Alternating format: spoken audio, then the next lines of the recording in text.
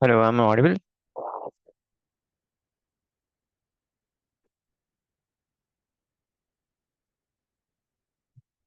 Mhm.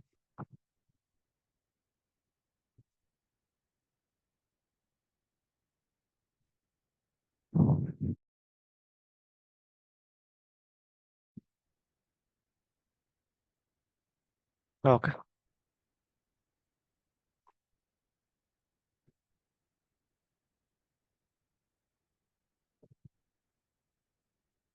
let's start at 6:10.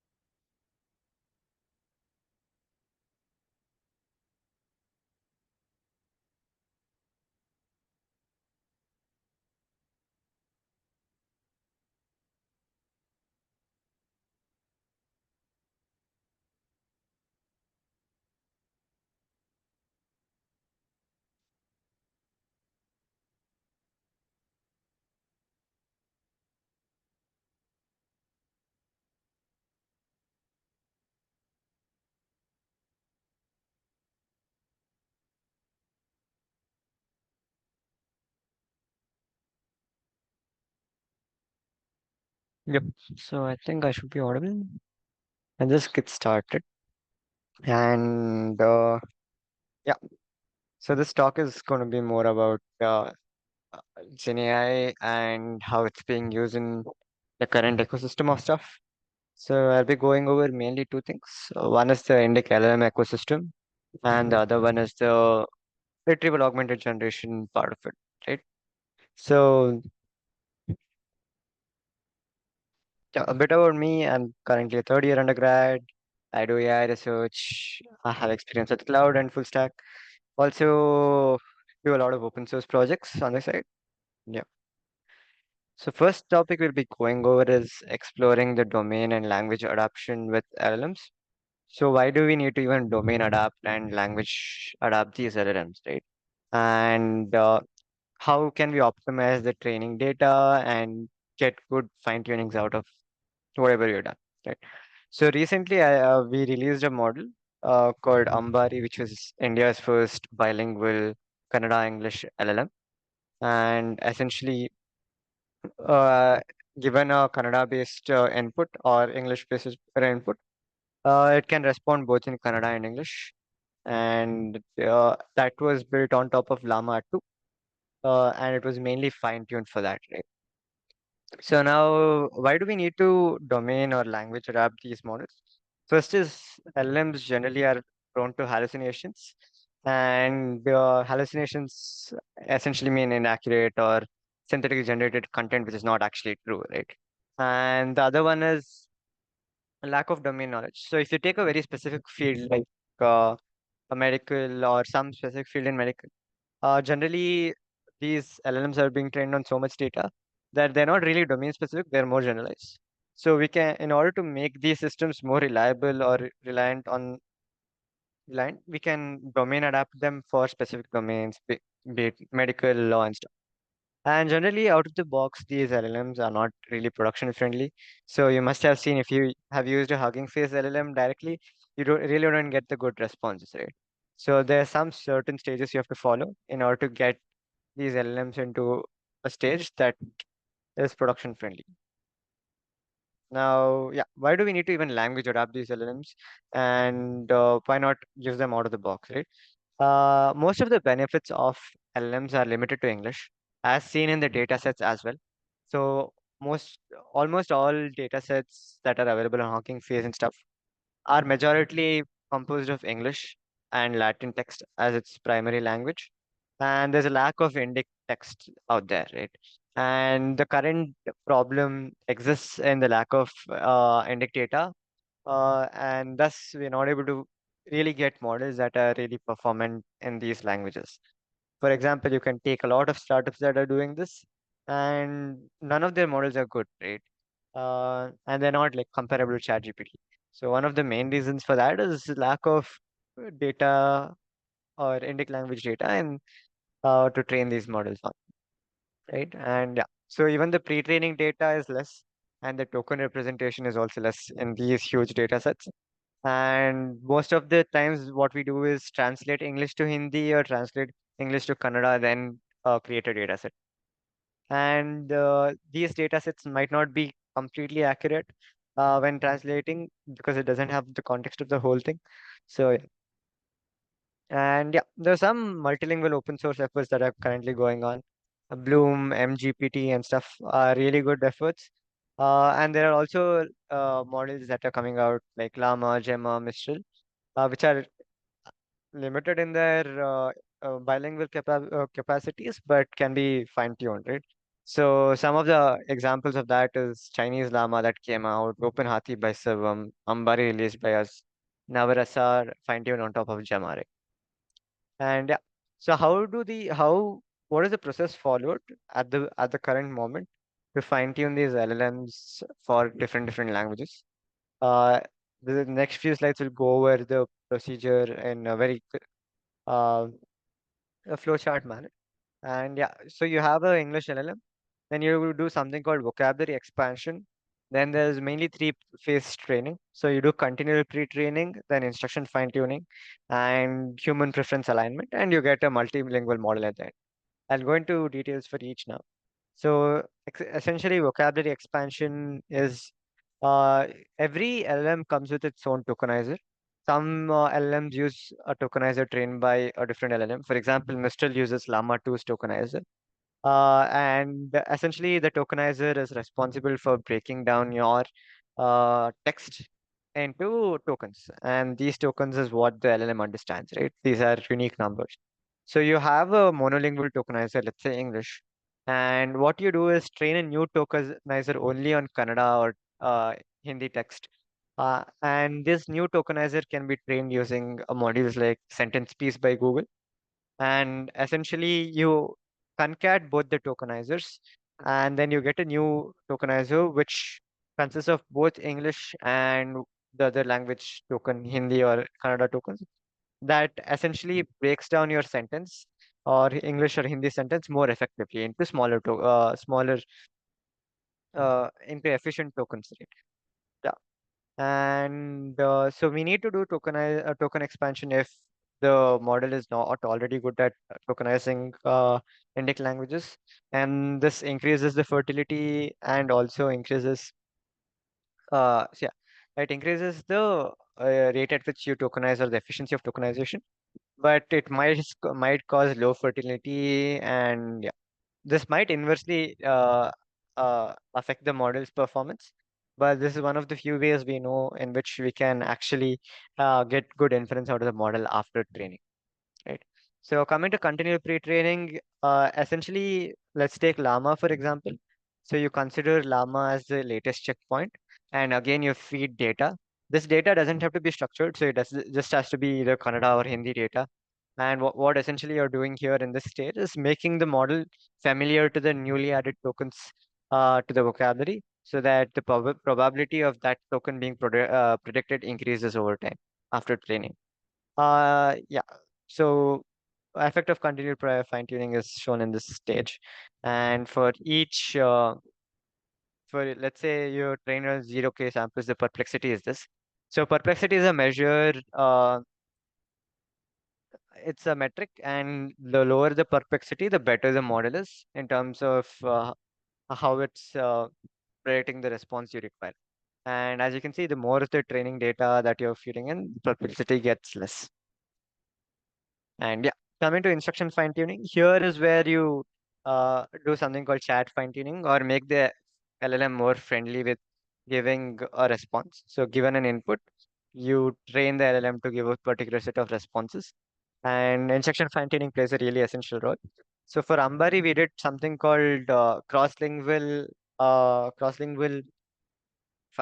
instruction fine tuning where we had the data set composed of both Hindi and English inputs, sorry, Kannada and English inputs and Kannada English outputs. So you can ask anything in Kannada, it can respond in English as well as Kannada.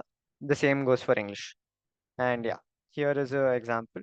So question in English, answer in English. Question in Hindi or Kannada, answer in English.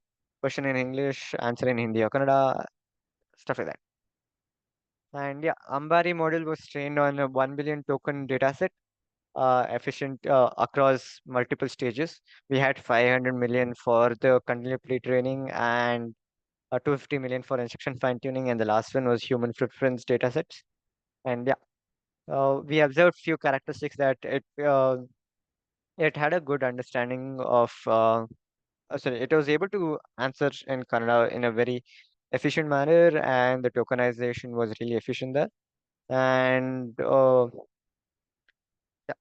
so I open source a library for you to for all the scripts of what we used in the pre-training stage, and most of the dataset formatting and this continuous pre-training. All the scripts are there in this repository. If you guys want to access it, you can scan it. And if you have any questions, you can just create an issue on that repository. Right. So yeah. So now coming to evaluation and the leaderboard. So when after I created the language model Ambari, there were other people also doing something in the same space. So there was Tamil Lama, Kannada Lama, and stuff like that, right?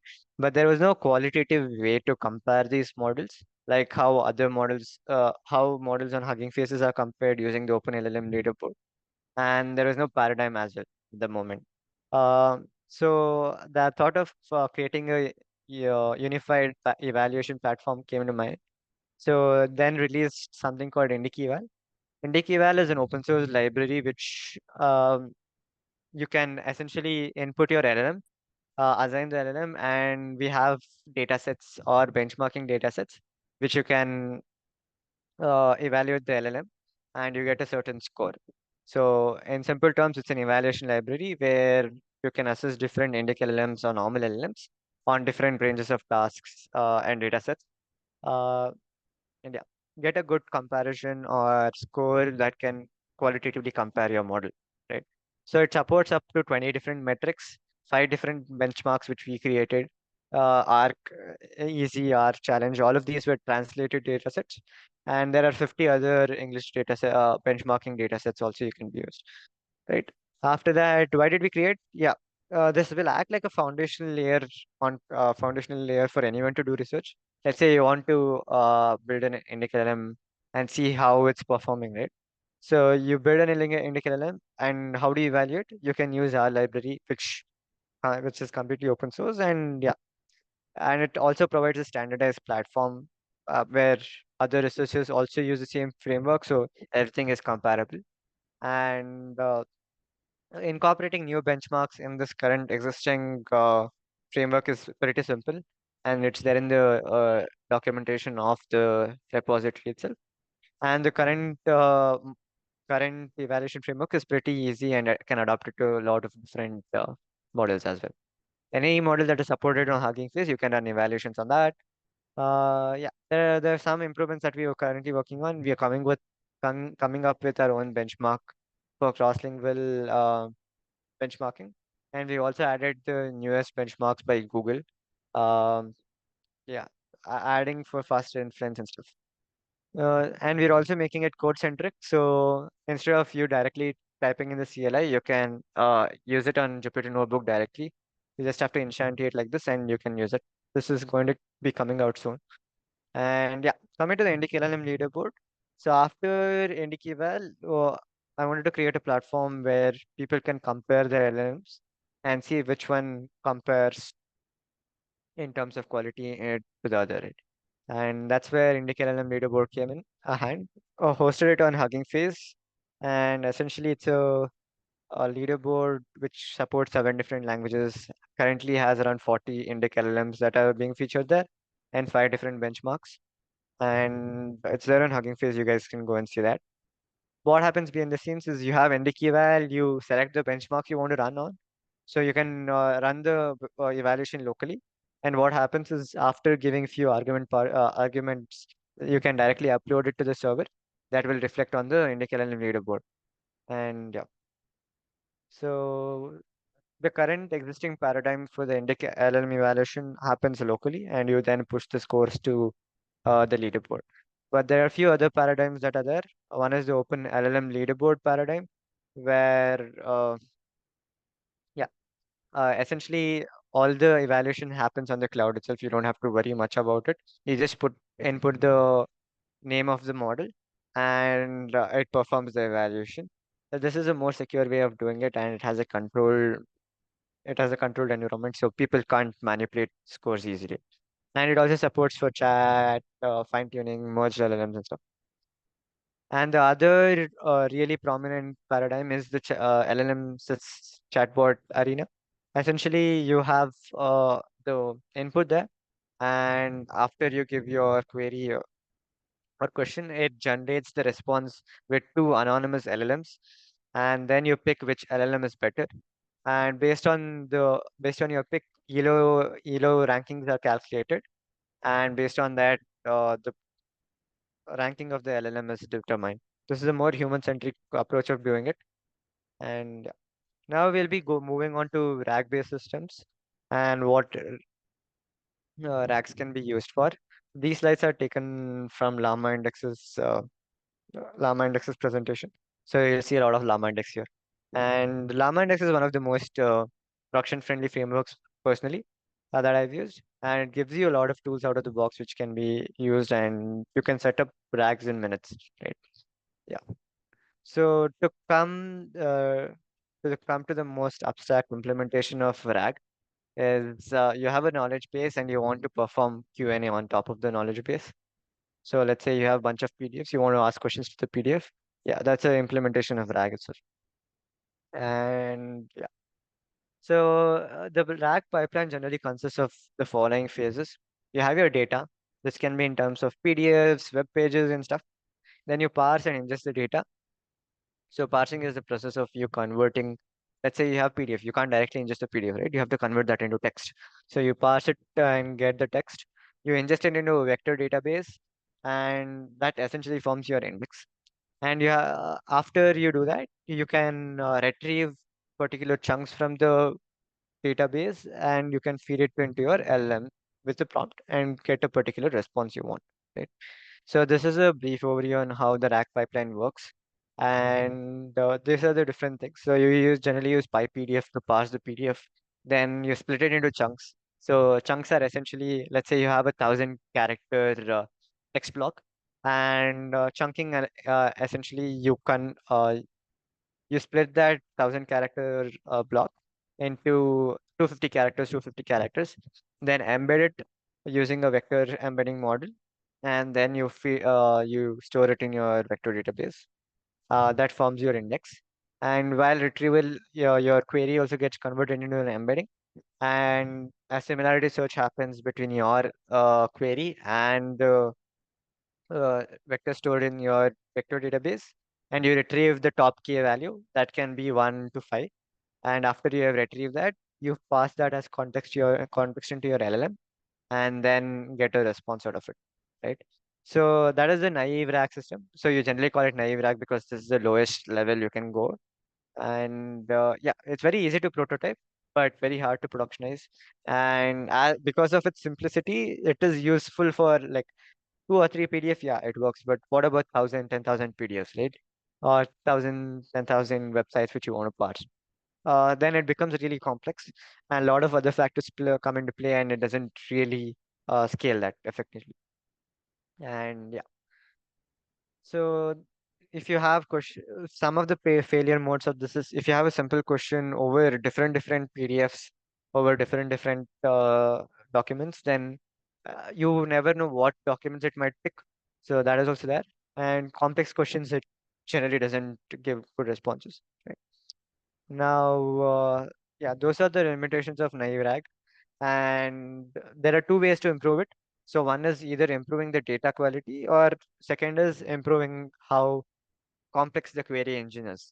So first we'll focus on improving the data quality. So by PDF and stuff which if you use, you know that it generally extracts only text from your documents, right? So one saying goes is RAG is only as good as your data. If you have a garbage input or a garbage data in your database, you'll get a hallucinated garbage out response.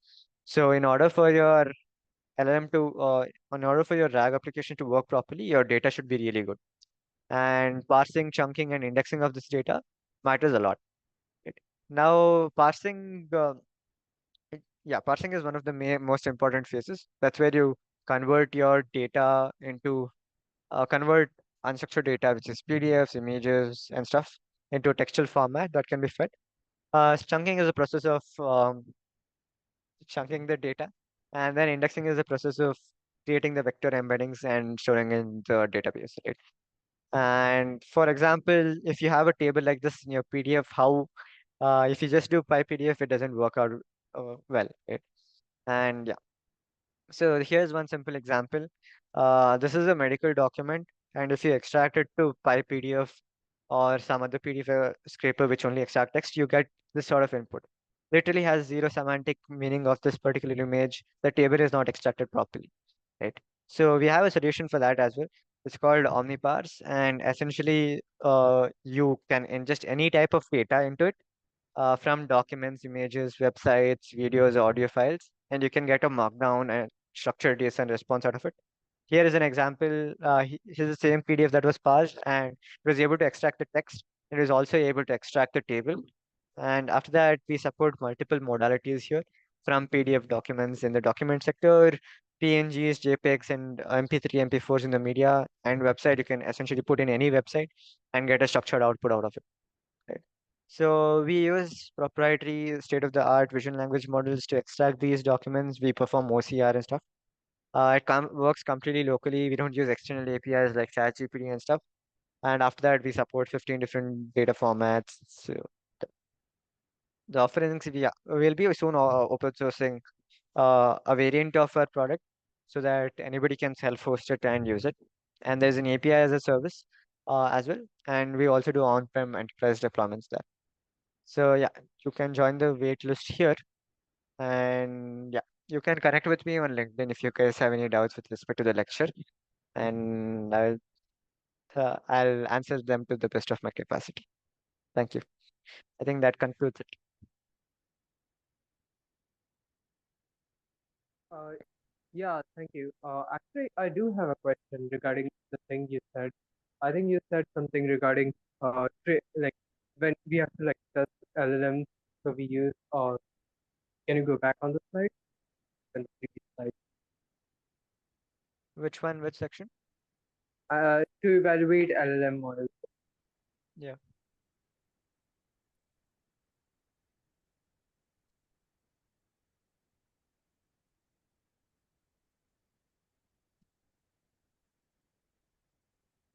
This one?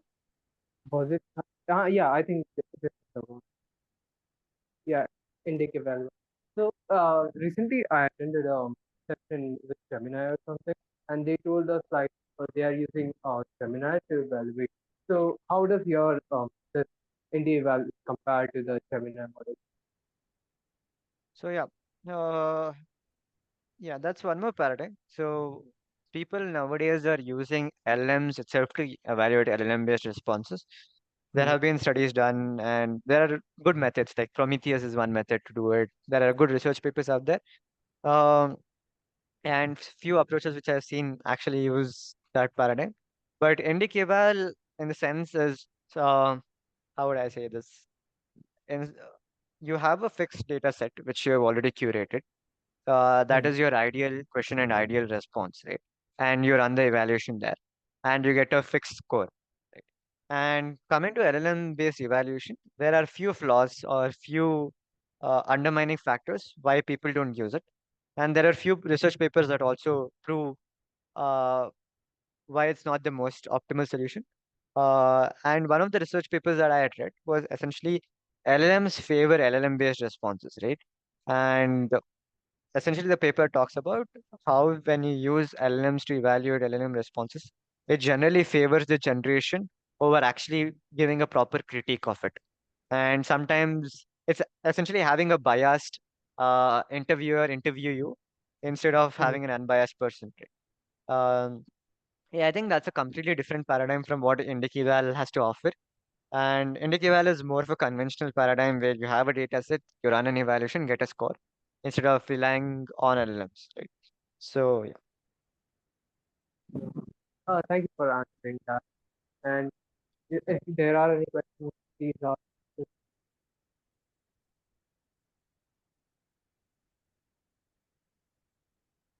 None? All right then. I think that concludes the meeting. So see you like, in a week or so. There will be another. I hope you all join. So see ya.